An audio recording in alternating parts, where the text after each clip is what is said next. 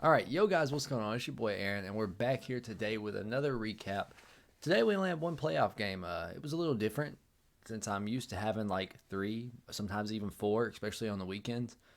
But it was actually nice to just get to come home, watch one game, and do a quick recap. But this was a great game for the Memphis Grizzlies in the second half. The first half was a little rough, and even the third quarter was rough. But the fourth quarter was definitely huge for the Grizz.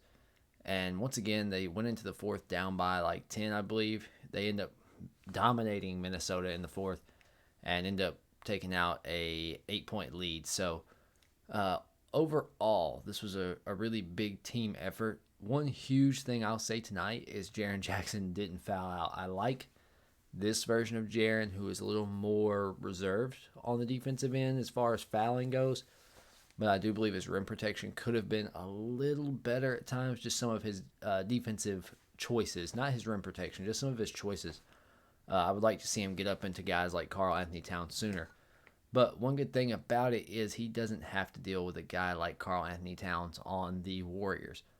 That's going to be a big thing for Jaren Jackson Jr., but one big thing for Jaren in this next series is going to be staying on the floor. And he needs to be aggressive offensively. That's what they need from Jaren. Because overall, between him and Clark, I don't see. I don't know. Maybe the Warriors with Draymond and Wiggins can slow him down. But I think this Timberwolves team was better defensively than the Golden State Warriors were inside. Now, this was a big game for Jaren. 18 points, 14 rebounds, 2 blocks, 3 offensive rebounds.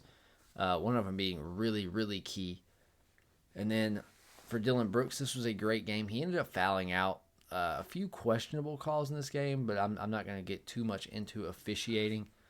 But 23 points for Dylan Brooks was really huge. At times, he looked a little too aggressive in the first half. Like he took two, maybe 16, 17-foot turnaround jump shots contested, and I'm just like, Dylan, what are you doing?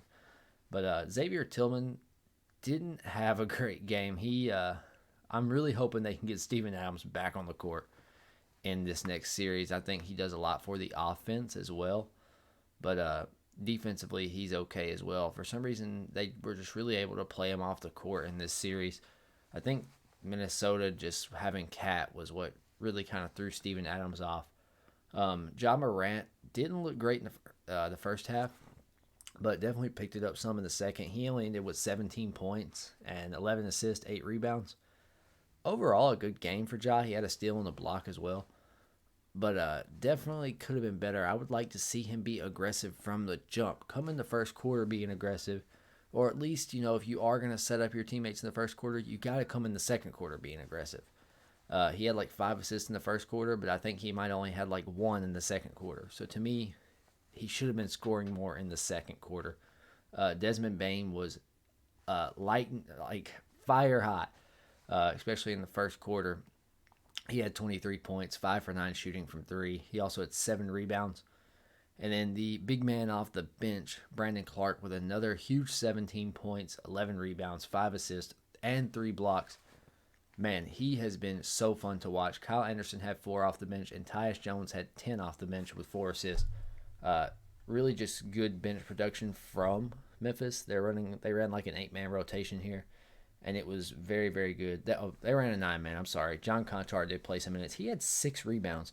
One thing I will say is John Conchar is a fantastic rebounder for his size, or even just in general. I mean, he plays the 2 guard, and I distinctly remember a game in Memphis that I went to, and I believe Conchar had like 18 rebounds or something.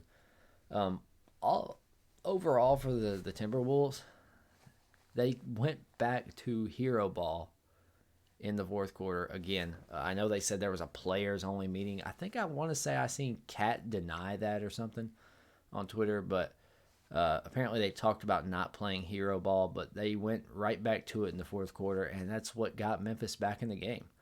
It's easy to lock them down whenever they're playing like that. Anthony Edwards had 30. Towns had 18. Patrick Beverley had 10. And McDaniels, who was arguably their best player other than Edwards, had 24 on 5 for 6 shooting from 3. He had a really good game as well. He was 8 for 9 from the field as well. And then McLaughlin played great for them off the bench. He just makes great decisions. And they were talking about that on the broadcast, how good of a decision maker McLaughlin is. But ultimately, this is a good win for the Grizzlies, and they get past this round. I really like that this team tested the Grizzlies a little bit. I know, even if the Grizzlies do lose to the Warriors next round, that's okay. This series right here was good for them. In order to build as a team, you have to go through some adversity, and I think this series really put them through some adversity.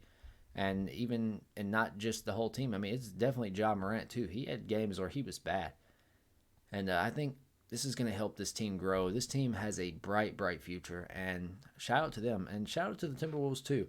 I'll be the first to tell you I am not a big Karl Anthony Towns fan, but I like this Timberwolves team. They have some players I really like, and Anthony Edwards and Patrick Beverley.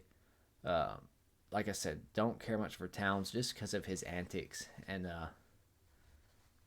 I mean, really, that's just like the main thing with him. And I know Patrick Beverley's bad about it too, but man, I just can't stand a guy who every time he gets a foul called him, he does this, or anytime he doesn't get a foul called, he does this, and he's barking at the ref. I'd like to see him get a few more technicals myself, but that's just me. But anyways, guys, that's pretty much all I've got for you. Looking forward to this next series between Golden State and Memphis. I think this could be a good one as well. Memphis typically plays very well against Golden State. Just going to a lot of those games. I've been to a couple of Golden State games, and they always play well against Golden State. It's a good matchup, and I think Golden State is going to have a tough series ahead of them. I don't think they're going to be looking over Memphis, though. They're a little too much of a veteran team to just look over a team like this. They know what they're getting themselves into, and it's going to be a fun series. Also, another huge disappointment. Joel Embiid is going to miss at least game one with a fracture in his eye. I don't think that play by Siakam was dirty. Just go ahead and throw that out there just in case anyone asks for that. But I don't think it was intentional. I think it just was something that happened. And it's unfortunate. It really is.